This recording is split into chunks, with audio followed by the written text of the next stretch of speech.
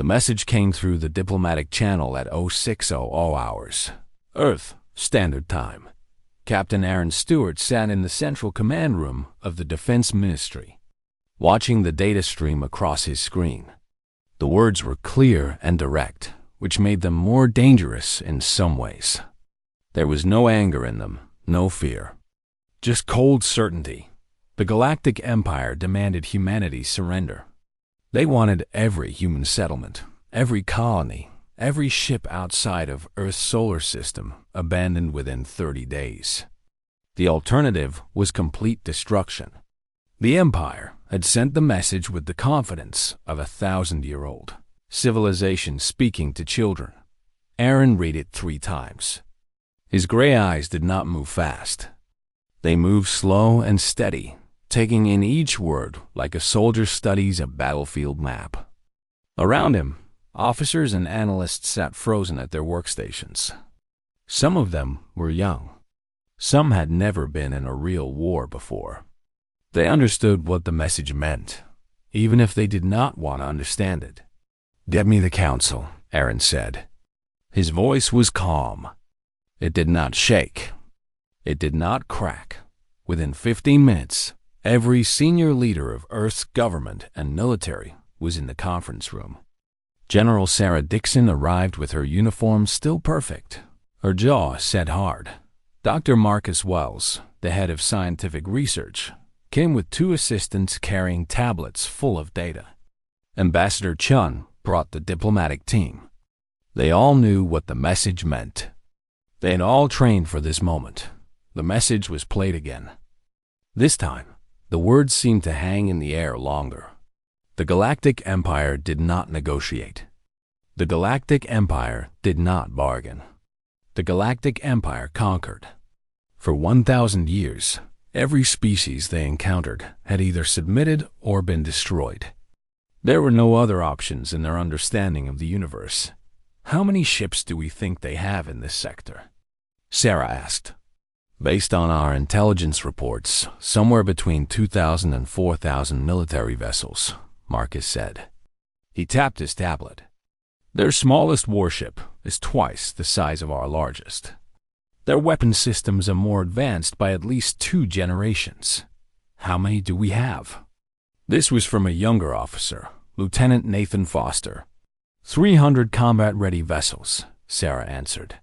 "Plus civilian craft that can be converted. But even if we convert everything, we are outnumbered 10 to 1. The room was silent for a moment. Outside the windows of the conference room, Earth turned slowly. Billions of people lived on this planet. They knew nothing about this message yet. They would know soon. The question was what they would do when they found out. Aaron stood up and walked to the window. He looked at Earth like he was seeing it for the first time. He had been born in the Pacific Northwest, in a small city that his grandfather had helped to rebuild after the floods of 2087. He had joined the military when he was 19 years old. He had climbed through the ranks because he was good at thinking. He could look at a problem and see solutions that other people could not see. "How long until they arrive?" he asked. "If they travel at normal speed, about 45 days, Marcus said. "But they might come faster. If they use their jump gates, they could be here in 5 days." Aaron turned back to face the council. His expression had not changed. "Then we have 45 days if we are lucky, and 5 days if we are not. During that time, we will treat this as what it actually is." "What do you mean?" Sarah asked, though something in her eyes suggested she already knew. "Combat training," Aaron said. "This is combat training for humanity. The Galactic Empire has just handed us the opportunity we have been preparing for. They think we are children. They think we will break easily. We will use everything they throw at us to learn how to fight them." The words hung in the air. Nobody in that room doubted that the Galactic Empire could destroy Earth's cities. Nobody doubted that humanity was facing an opponent that was stronger, faster, and more advanced. But something about the way Aaron said it changed the feeling in the room. "We cannot win a direct conflict," Dr. Wells said slowly. No, we cannot, Aaron agreed. Not yet. But every day we fight, we get better. Every engagement we survive teaches us something new about them. Every pilot who flies a combat mission learns skills that a simulator cannot teach. This is not about winning tomorrow. This is about becoming unbeatable 3 months from now. General Sarah Dixon began to nod. She had commanded Earth's forces for 8 years. She had run thousands of simulations and training exercises. She had always known that eventually humanity would have to test itself against a real enemy.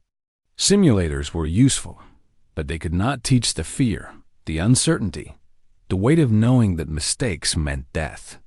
We need to start moving people, Sarah said. Evacuate the exposed settlements. Move essential industry underground. Organize the civilian population for support roles. And we need to do it without causing panic, Ambassador Chun added. If people understand what is happening, if we explain it correctly, they will help. We have spent decades building a culture of preparation. People know how to respond to crisis. Over the next hours, the Council began to organize.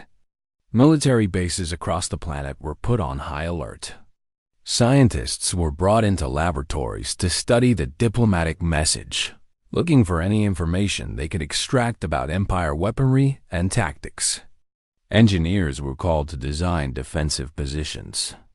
Pilots were ordered to report to their bases. By the next day, every person on Earth knew about the declaration of war.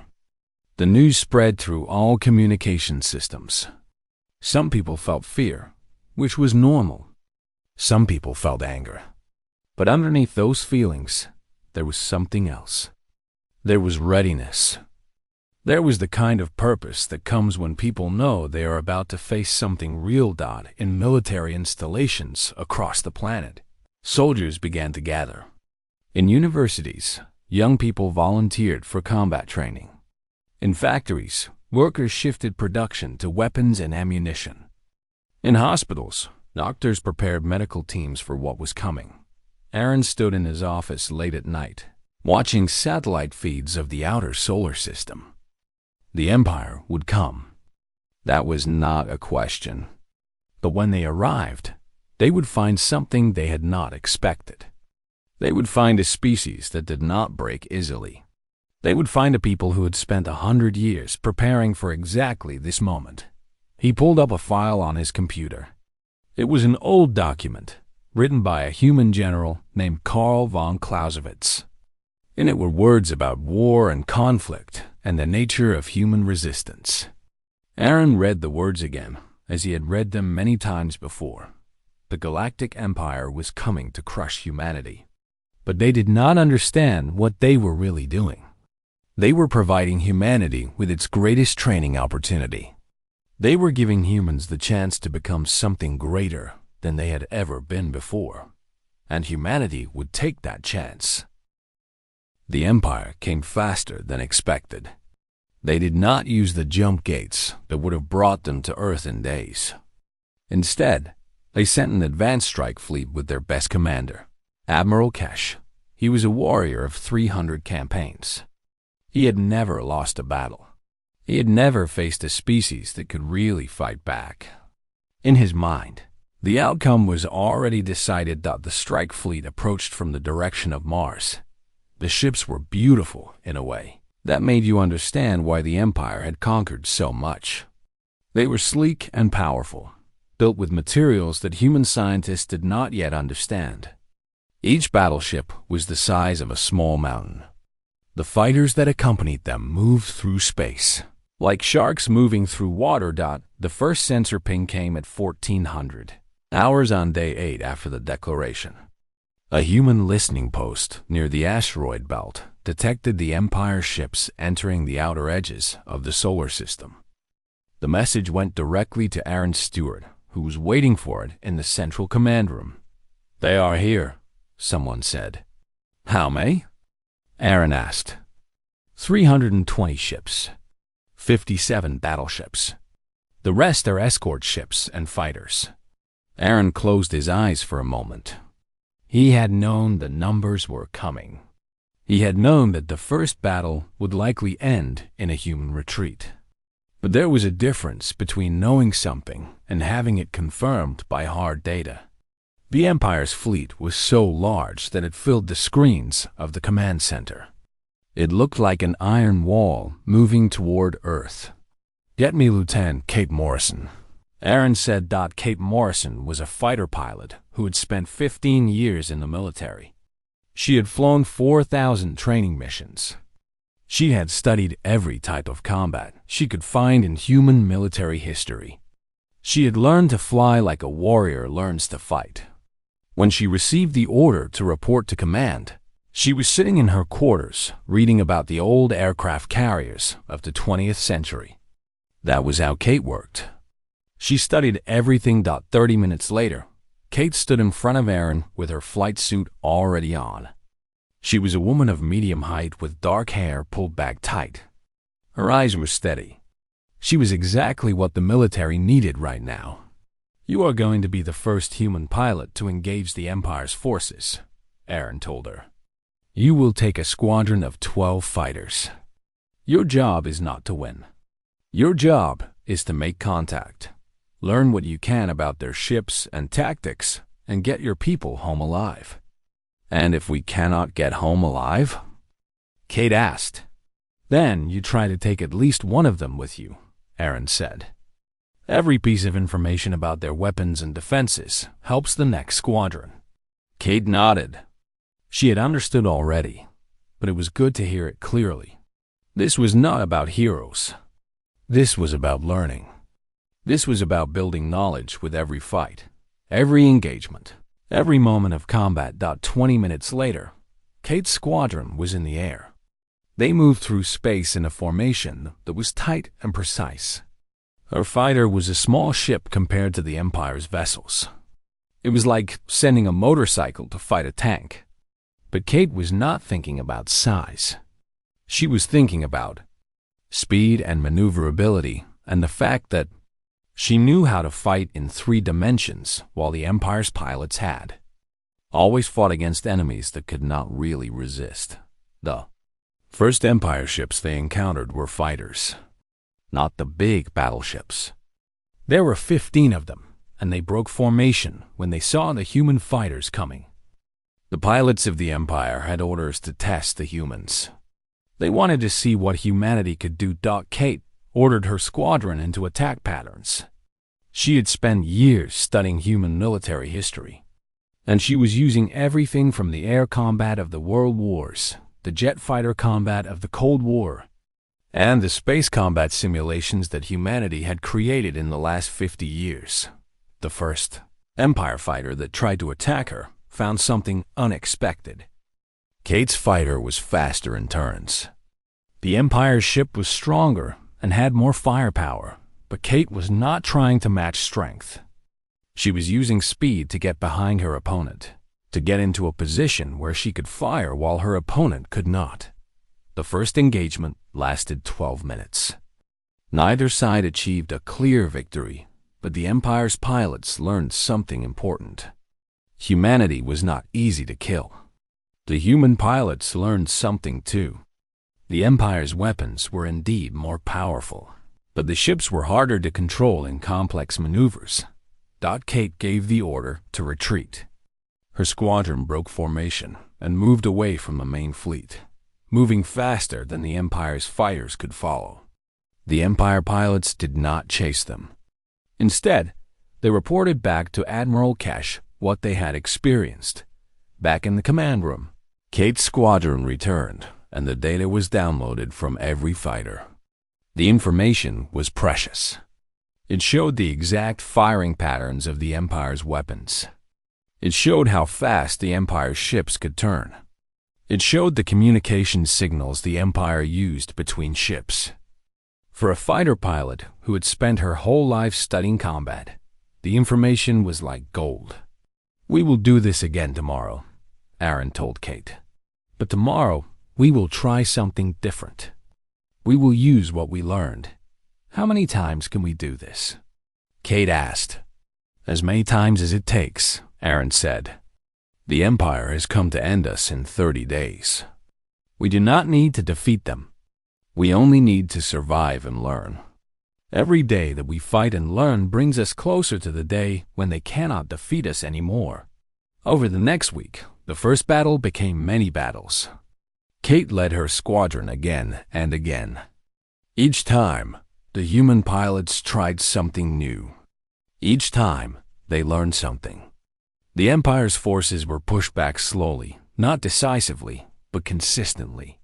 The strike fleet that had come to crush humanity instead found itself fighting an enemy that would not break. Admiral Kesh began to understand that this campaign would not be quick. He sent a message back to the Galactic Empire's High Council. The message was short, but contained words that had never been sent before from a commander in the field. It said simply, "The targets have capability." In the command room, Aaron Stewart reviewed the combat data from the first week. The human losses were heavy. 12 pilots dead. 30 ships damaged or destroyed. But the Empire had lost twice as many ships and seemed confused by human tactics that did not follow any pattern they had encountered before. "We are learning faster than they are adapting," Marcus Wells said, looking at the data. "Yes," Aaron agreed. "And that is how we will win." The first battle was over. The real war was just beginning. By day 20, the Galactic Empire had committed more ships to the war. Admiral Kesh had reported that the situation was more difficult than expected, and the High Council had responded with reinforcements. They also sent a new commander, Admiral Voss, who was known for his aggressive tactics. Voss believed that the answer to any problem was more firepower, more ships, and more speed. The new attack came from multiple directions. Humanity's small fleet was spread across the solar system, trying to defend everything at once. This was exactly what the Empire wanted. They thought that by coming from different angles, they would force humanity to divide forces even more. And then they could break the human resistance into pieces. But the Empire did not understand what was happening on Earth. They did not see the civilian scientists working in hidden laboratories, studying the captured Empire technology. They did not know about the engineers in factories who were working without sleep, building new weapons and new defensive systems. Most importantly, they did not understand that humanity had been preparing for this war for over 100 years. Commander Nathan Burke stood in the Asteroid Belt Defense Station, watching the battle feeds coming in from multiple sectors. He was a thin man with red hair and tired eyes. He had not slept in 30 hours. He had been born on Earth's moon and had spent most of his life in space. He understood the environment of space better than most people, understood their own homes. Nathan was working with something that the Empire had not expected. He was working with every human who was willing to help, whether they were military or civilian. A quantum physicist named Dr. Henry Chung had discovered something important about the Empire's shield technology. The shields were strong, but they had a weakness. The weakness appeared when the shields had to protect the ship from multiple angles of attack at the same time. "Send the information to Kate's squadron," Nathan ordered to his communications officer, "and have them coordinate with the civilian volunteer pilots." The civilian volunteer pilots were people who had learned to fly military ships in the last weeks. They were not as experienced as Kate and her people, but they were fast learners and they were willing to fly into combat. Some of them were engineers who wanted to test the new weapon systems that they had designed. Some were just people who wanted to fight for their world. The next battle showed the result of this coordination. Kate's experienced pilots moved into position, creating pressure on the Empire's shields from one direction. As they attacked, civilian volunteers came from another direction, hitting the shields from an angle the Empire had not expected. The shields flickered and failed for just seconds, but seconds were all that was needed. The first Empire ship went down. It was a large carrier, not as big as the battleships, but important. It was damaged so badly that it could not continue fighting. The Empire had lost ships before, but this was different. This was a ship that had been lost to what the Empire considered primitive tactics and weak weapons. Admiral Voss responded by bringing more firepower to bear. He ordered a bombardment of Earth's moon, destroying military installations and civilian settlements. It was a message.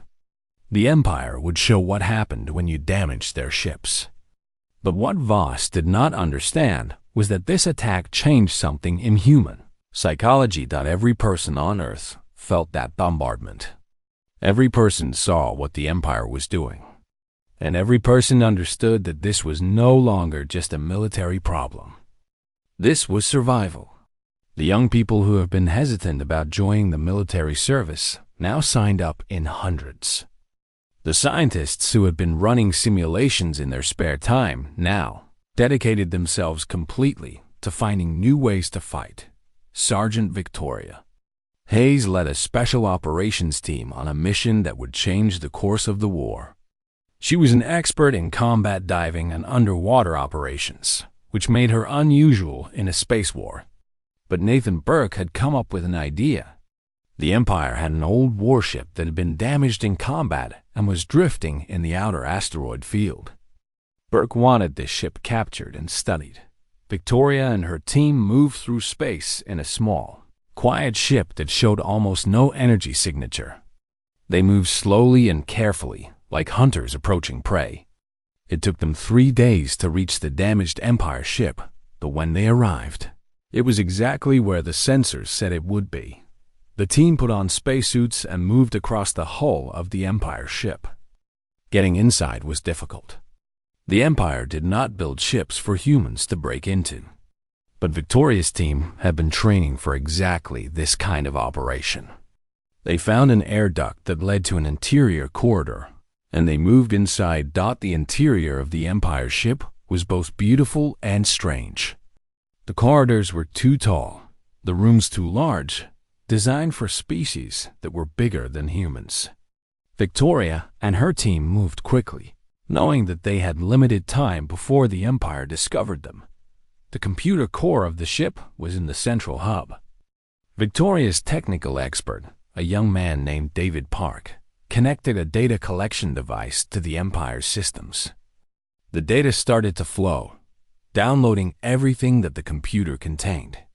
Weapon specifications, ship design information, battle plans, communications codes, everything. Then alarms began to sound. The Empire ship was not as dead as they had thought. Someone was in the ship, moving toward them. Victoria made the decision instantly. She and Park ran for their ship while the rest of the team covered their retreat. They made it out with seconds to spare, and as they flew away, David Park was still downloading data. When the captured information reached Earth, it was analyzed immediately by the best scientists and military strategists that humanity had. Dr. Henry Chun looked at the shield design and began to understand it completely. Engineer Lisa Grant looked at the weapon systems and saw how they worked.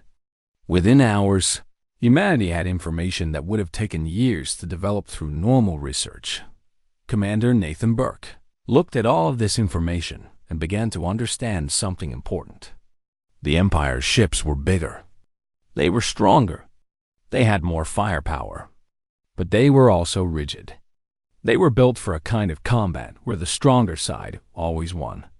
They were not built for an enemy that would adapt and change and try something new every single day. Send new orders to all units, Nathan said to his team. We are changing tactics again. From now on, every engagement will be different. We will not use the same strategy twice. The Empire expects patterns. We will give them chaos. The next week was the bloodiest yet. Humanity lost many ships. Many pilots did not return from missions. But the Empire was losing ships too, and their losses were starting to matter. Their pilots were becoming frustrated. Their commanders were running out of ideas. Most importantly, they were learning that every human they killed was replaced by another human, who was better trained and more experienced than the last one. By day 28, Admiral Kesh sent another message to the High Council. This time, his words were different. He wrote, "The natives are not breaking. Their military capabilities are increasing. Their tactics are unpredictable. Recommend strategic review of campaign." But the High Council did not listen. They were too proud to accept that a young species could fight the Galactic Empire to a standstill. They ordered Kesh to continue fighting. They had not yet understood what was happening. Humanity was not trying to win this war. Humanity was using this war to become strong enough that they could never lose again. The Galactic Empire did not surrender. That was not in their nature. But they did something that had never happened before in their 1,000-year history. They requested a peace negotiation with a species that they had declared war on. The message came through official diplomatic channels.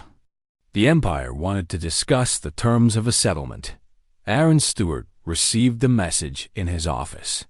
He read it carefully, understanding what it really meant. The Empire was not asking for peace out of kindness. They were asking for peace because they had realized that continuing the war would result in complete military defeat. They wanted to stop before they lost everything. But Aaron did not share that analysis with anyone. Instead, he called Ambassador Marcus Wells and General Sarah Dixon into a private meeting. "The Empire wants to negotiate," he told them. "Do we accept?" Sarah asked. "We do," Aaron said. "But we negotiate from a position of complete strength. We do not ask for much. We ask for what is right." The negotiations took place on a neutral station between Earth and the Empire's space. Ambassador Marcus Wells led the human delegation. With him came military commanders, scientists, and observers from every nation on Earth. They wanted the world to know what humanity had achieved. The Empire sent their own delegation, led by High Counselor Vess. Vess was older than Kesh, and he carried himself with the weight of 1,000 years of conquest. He had commanded empires, or at least he had overseen the Empire's expansion. Meeting humanity face to face was something he had never expected to do. The first negotiation lasted 12 hours. The Empire wanted to keep Earth and the human colonies in exchange for peace. They wanted humanity to acknowledge that the Empire was still a superior military power. They wanted everything to go back to how it had been, except now with humanity as an official part of the Empire. Marcus Wells listened to all of this, and then told them something that surprised everyone. "We refuse," he said simply. "Humanity will not be part of the Empire. Humanity will not be conquered. But we also do not want your territory. We do not want your ships. We do not want anything that is yours. We want only to be recognized as an equal." "Equal?" High Counselor Vess seemed confused by the word. "You have a fraction of our ships. Your technology is inferior. Your worlds are few compared to ours. But we can learn faster than you," Marcus said. "We can adapt faster than you. We can create new strategies faster than you. In 100 years, we will be stronger than you are now. In 200 years, we will be the equal of your current strength. In 500 years, we might be stronger than you. This is not arrogance. This is a statement of fact based on military performance." The High Counselor was silent for a long time. Around the negotiation table, the Empire's representatives looked at each other. They had never encountered a species that would not accept conquest or destruction. They had never encountered a species that would refuse to be ruled. "What do you want?" Vess finally asked. "We want independence," Marcus said. "We want our worlds to be our own. We want the right to develop as we choose. We want trade with the Empire's other worlds. We want to share technology and knowledge. We want to be partners, not subjects." Over the next days, the negotiations continued. The Empire tried to push for control. Humanity refused. The Empire tried to demand tribute. Humanity refused. The Empire tried to establish limits on human military development. Humanity refused, but something strange happened in these negotiations. As they continued, some of the Empire's representatives began to understand something new. They began to see value in what humanity was offering. An equal partnership was something the Empire had never considered. They had conquered, or they had destroyed. They had never negotiated with someone they could not dominate. When the agreement was finally signed, it was short and simple. Both parties recognized each other's independence. Both parties agreed to trade agreements that benefited both civilizations. Both parties agreed that further military conflict would result in losses for everyone involved. The Empire also did something unusual.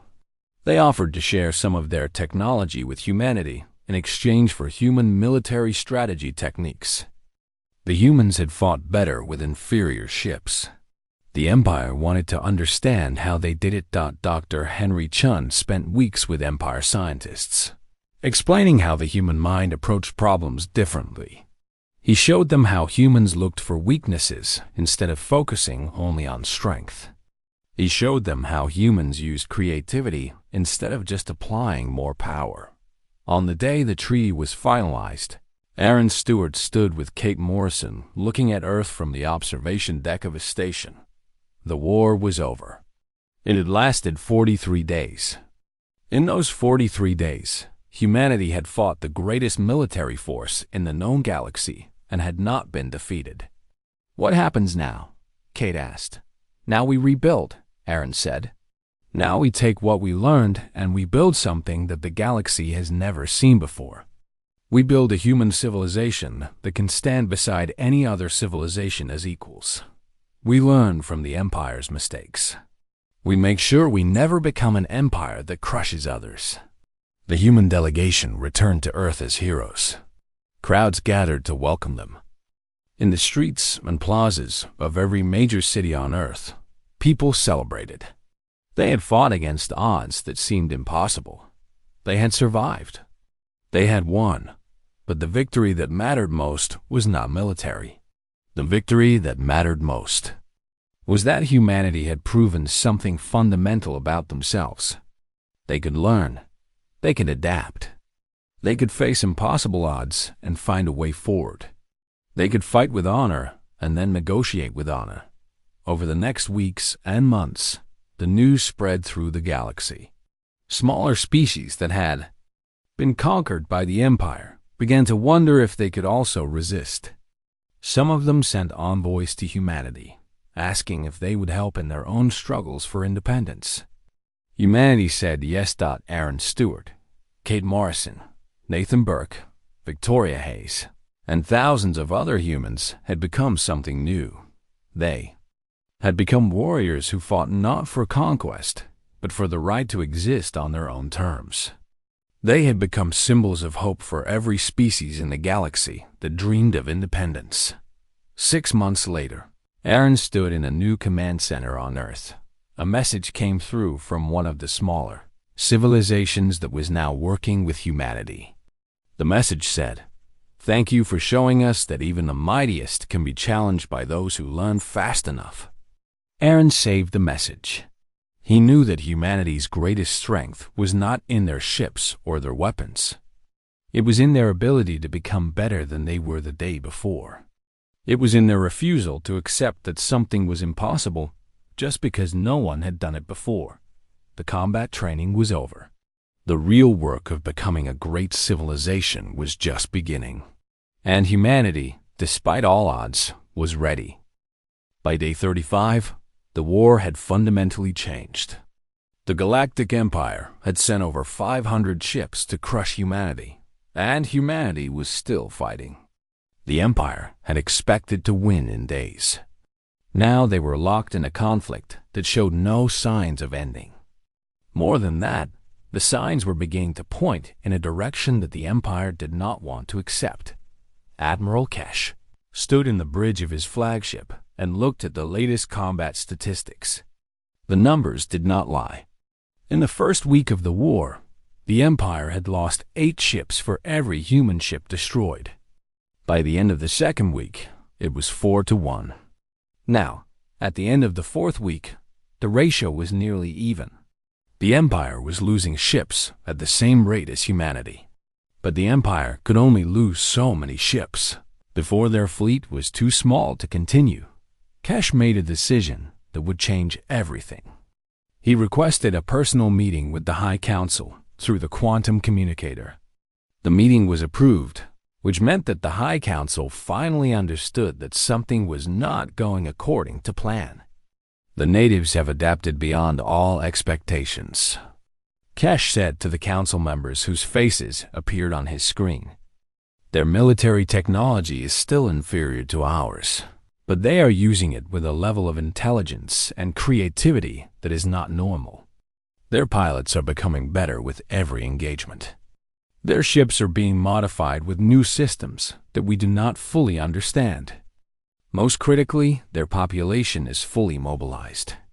Every person is working toward military victory. They have turned their entire civilization into a war machine. They will break soon, one of the council members said. It was not a statement. It was hope. They are young. They do not have the discipline for a long war. With respect, that assessment is incorrect, Kesh said, and his voice carried the weight of 300 campaigns. They are not like the species we have encountered before. Their world is harsh. Their history is filled with conflict. Their culture rewards adaptation and survival. They do not break. They only become stronger. What are you recommending? The High Council asked. Strategic retreat, Kesh said. We consolidate our losses and rebuild before engaging further. There was silence on the council. The idea of the Galactic Empire retreating from a young species was almost impossible to imagine. But Kesh was the greatest military commander they had, and he was telling them that this was the correct course of action. We will consider your recommendation, the council said. But the message that came back an hour later was different. Continue military operations. The High Council is sending reinforcements.